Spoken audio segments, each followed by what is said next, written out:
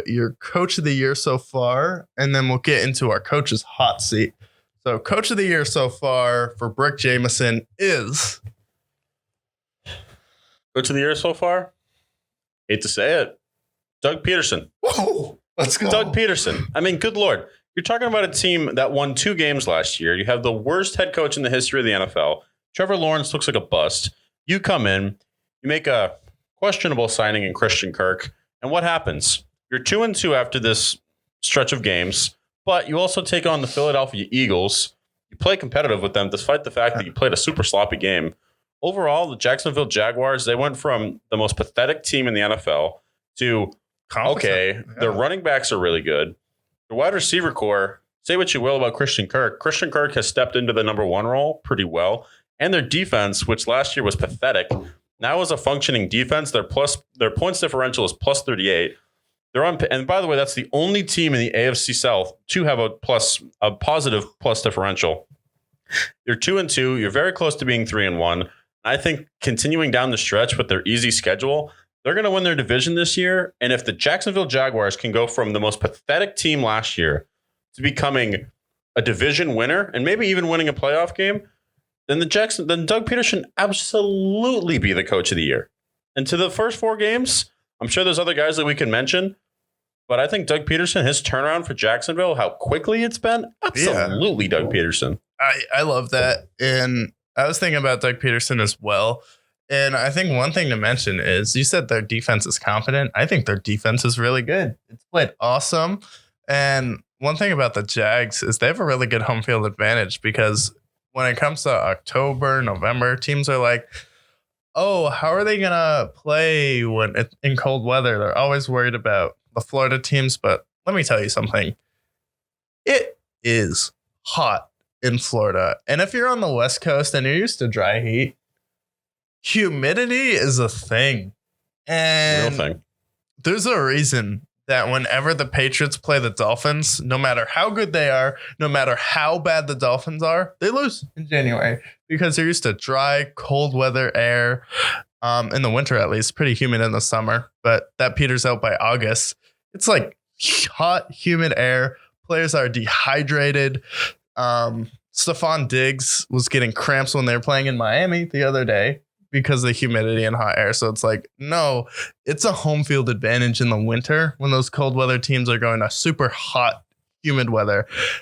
And then Trevor Lawrence, big arm. Keep in mind that Trevor Lawrence last year was a mess. 9 touchdowns, 17 interceptions. Jesus. Looked horrible. I mean, he had some really bad games for them. And now the Jacksonville Jaguars, we mentioned the positive plus differential. They also have allowed the 5th fewest points in the NFL. That's huge. Through the first 4 games. And that's so, yes, I'm sure they'll come back down to earth potentially. But also at the same time, they could also win their division.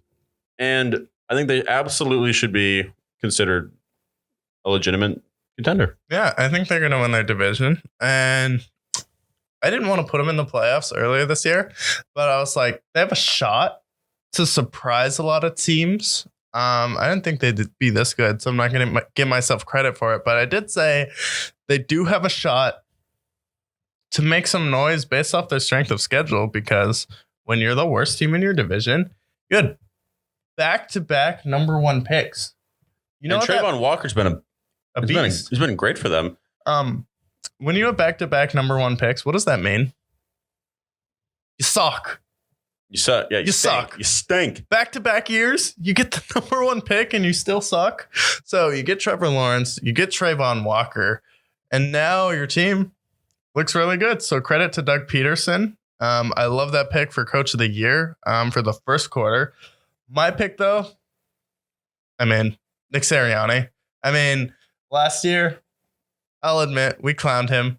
The entire NFL media clowned him because he got on the mic and he was like,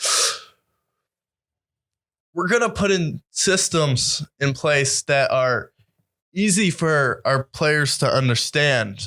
And when that happens, he was a freak. When we get good at our system, our talent can take over. And then we hear this guy's draft process, his first year, is like, hey, man, I want to see how competitive you are. When I get in the draft room with you guys. I want to know that you're a dog and you'll bite and you'll bark. And so he would go in. And it's like, I want to show you care. You're competitive. And then this year he did like the mini basketball hoops. So they were shooting on like the hoops you like put on your door. Like everyone had it when they were a kid. If you didn't, I'm sorry. You probably had a Rubik's Cube. And he starts talking about last year. Our team this year is like, this is when they were bad too. So people were still clowning him. He's like, our team this year, we're growing our roots. It's like this is the manure year and we're growing our roots. And then when you need the manure to grow a strong foundation, and people are like, what are you talking about? But boy, did Nick Sirianni build some strong roots, because developed Jalen Hurts, involved Dallas Goedert, flip Zach Ertz for a positive, brings in AJ Brown, brings in James Bradbury at corner to help. That was your number one weakness. And then you get Nakobe Dean on your defense. And Jordan Davis, too. And Jordan Davis, who are supposed to be top. Any other year, they would have gotten the top 15. These are really talented guys. Jordan Davis is the replacement for Fletcher Cox, who is balled out. You still have him there. You have the best offensive line in football. And Nick Sirianni coached this team up and developed Jalen Hurts into a really good pocket passer. And you can tell this is a smart football team. And to quote Nick Sirianni, the first part about being smart is knowing what to do. Real quote from the guy. And then everyone clowned him, but like the fact that he went from socially awkward lunatic to, yo, this guy's my coach of the year for quarter one of the NFL season. They're the only undefeated team and they look awesome and have the best defensive team in the league. I'm like, huh? What? So it's awesome. I love it. Nick Sirianni, shout out to you. Keep doing what you're doing. You know what's also scary about